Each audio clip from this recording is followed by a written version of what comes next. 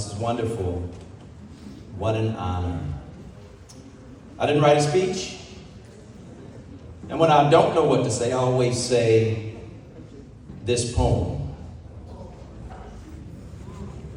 Jamal got locked up. Told me he was a hustler. You know, just a player in the game. I said, that's a shame, but if you want to know the truth, you ain't no hustler. See, hustlers don't play nobody's game. They make their own game and set the rules. They make their own work and bring the tools, or they work a 9 to 5 and a midnight to 8. They work real hard to get home late to hug their wife and kids. Sometimes they even tell them about the work they did, but they don't never stand on nobody's corner, waiting to exhale. Hustlers don't go to jail. They work at McDonald's if they have to. $8 an hour with their back to the wall, because Jamal ain't no hustler. See, a hustler treats his woman right, because she gonna be there when his game ain't tight to love her back out the door tomorrow. A hustler don't beg or borrow. He do what he gotta do to feed his kids. Sometimes he even tell them about the work he did, but he don't never stand on nobody's corner, wait to exhale. The real hustlers run to jail. Yeah, you laugh, but wait, do the math, because what you get, an old cop Chevy Impala? The federal prison's getting almost $8 billion. And that's just this year. What'd he get? Some new gear? Yeah. He ain't no hustler. The real hustlers hustle you and your crew. They wait for the time you do so you can work for a fraction of minimum wage. You ain't want to flip burgers on the air, but when you get inside, what choice you have? The kitchen pay $1.50 a day, plus swag. Talk about you a hustler.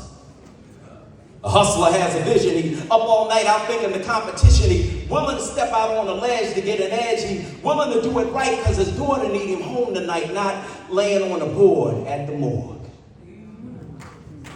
Want to be a hustler? Then use your brain to lead the game and get yourself together. Use the skill God gave you, and don't you never, ever let me hear you say you a hustler. Because hustlers ain't upstate doing bids.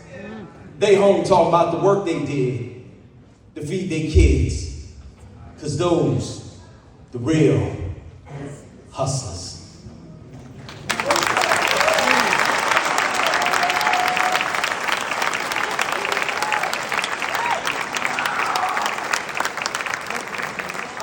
Keep y'all long. But what I do want to say is this, man. Hustle. Work. Value the education that you're getting here at Northeast High School. Because when times get rough, when things go wrong, when you get bad news, when it doesn't look like there's a way out, your education is something you can always fall back on. Your education is the one thing they can never take away from you. Your education is a foundation on which you can build. I learned that I knew how to write when I came here at Northeast High School, because there were people who encouraged my gift. Each of you has a gift. Each of you has a talent. And that talent, that gift isn't just for you.